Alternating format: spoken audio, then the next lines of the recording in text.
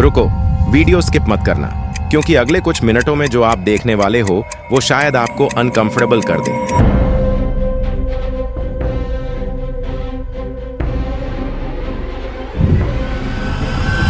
बांग्लादेश एक ऐसा देश जिसे या तो बहुत कम आंका गया या फिर बहुत ज्यादा बदनाम किया गया है।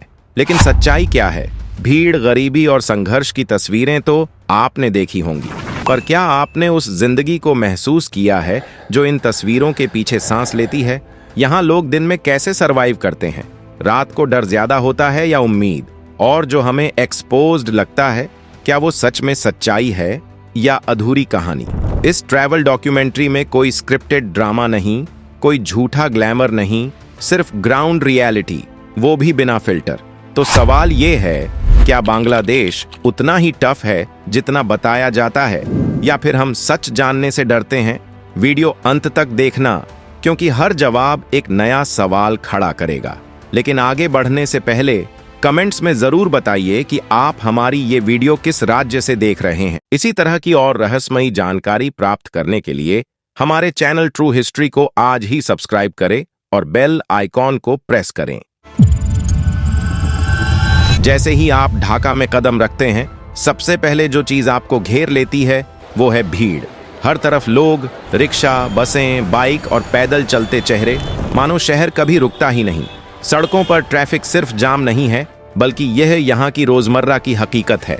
हॉर्न की आवाज, धुएं से भरी हवा और लगातार भागती जिंदगी एक अलग ही माहौल बना देती है। यहाँ नॉर्मल डे का मतलब आराम या शांति नहीं, बल्कि लगातार संघर्ष है। आम आदमी सुबह से रात तक काम में लगा रहता है ताकि दिन का खर्च निकल सके। समय यहाँ पैसा नहीं, जरूरत है। ढाका की यह पहली झलक आपको चौंका देती है, क्योंकि यह शहर आपको देखता नहीं बल्कि सीधे टकरा जाता है। ढाका की चमकती सड़कों से थोड़ी दूरी पर ही झुग्गी इलाकों की सच्चाई सामने आ जाती है। टीन की छतें, संकरे रास्ते और सीमित संसाधनों में जीते हजारों लोग। यहाँ गरीबी सिर्फ खाली जेब नहीं है, बल्कि सीमित विकल्पों की कहानी है। कई बच्चे स्कूल जाने की उम्र में काम करते दिखाई देते हैं, क्योंकि पेट की भूख किताबों से ज्यादा जरूरी हो जाती है। सवाल यह है कि क्या यह सिर्फ लोगों की मजबूरी है या फिर सिस्टम की नाकामी? आम लोग सरकार से बहुत ज्यादा नहीं, बस इतना चाहते हैं कि मेहनत का सही फल मिले और उनके बच्चों का भविष्य उनसे बेहतर हो। बांग्लादेश की अर्थव्यवस्था की रीढ़ है यहाँ के कामकाजी लोग, खासकर गारमेंट फैक्ट्री में काम करने वाले मजदूर। सुबह बहुत जल्दी घर से निकलना और देर रात लौटना इनकी रोज की दिनचर्या है।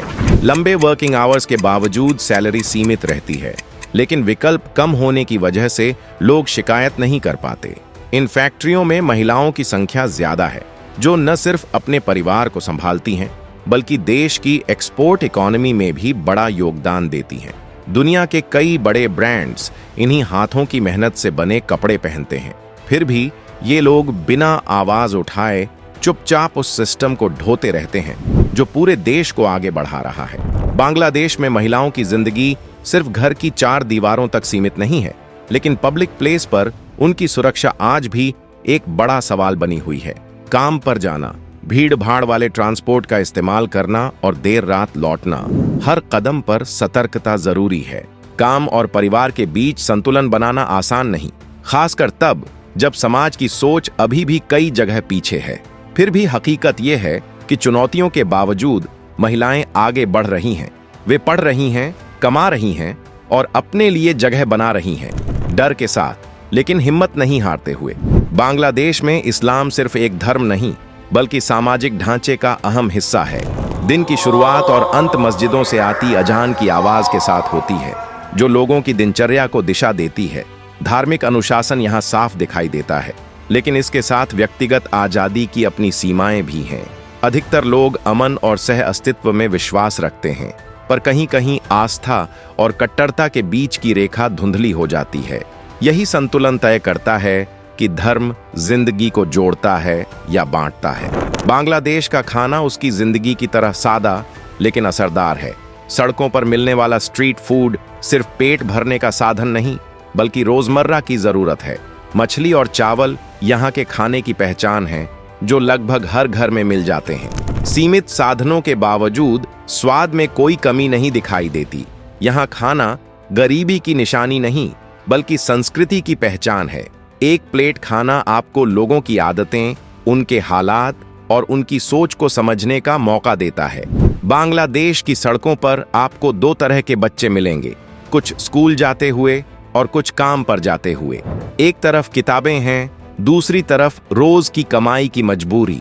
कई बच्चों के सपने हालात से टकरा कर टूट जाते हैं, क्योंकि शिक्षा हर किसी की पहुंच में नहीं है। गरीबी, पारिवारिक जिम्मेदारियां और सीमित संसाधन उनके भविष्य को तय कर देते हैं। फिर भी इन बच्चों की आंखों में एक उम्मीद दिखाई देती है कि शायद आने वाला कल आज से बेहतर हो, जहां मेहनत, सामाजिक बदलाव और छोटी प्रगति की कहानियां पीछे छूट जाती हैं। इससे दुनिया एक अधूरी तस्वीर देखती है, जबकि जमीनी हकीकत कहीं ज्यादा जटिल है। राजनीतिक अस्थिरता ने आम लोगों को थका दिया है। चुनाव और सत्ता संघर्ष से भरोसा कम हुआ है, इसलिए लोग राजनीति से दूरी बनाकर अपनी रोजमर्रा की जिंदगी पर ध्यान देते हैं। युवा सवाल पूछ रहे हैं, लेकिन उम्मीदें अब भी अनिश्चित हैं। बांग्लादेश न पूरी तरह काला है, न पूरी तरह सफेद। यहाँ संघर्ष है, लेकिन इंसानियत भी है। ये देश समस्याओं से भरा है, मगर उम्मीद से भी। शायद सवाल किसी देश को एक्सपोज करने का नहीं, बल्कि उसे सही तरह से समझने का है, और वही सवाल दर्शक के लिए खुला छोड़ दिया जाता है। अगर आपको यह जानकारी पसंद आई तो वीडियो लाइक करें, कमेंट में राय दें, शेयर करें और चैनल सब्सक्राइब करना ना भूलें। जय हिंद।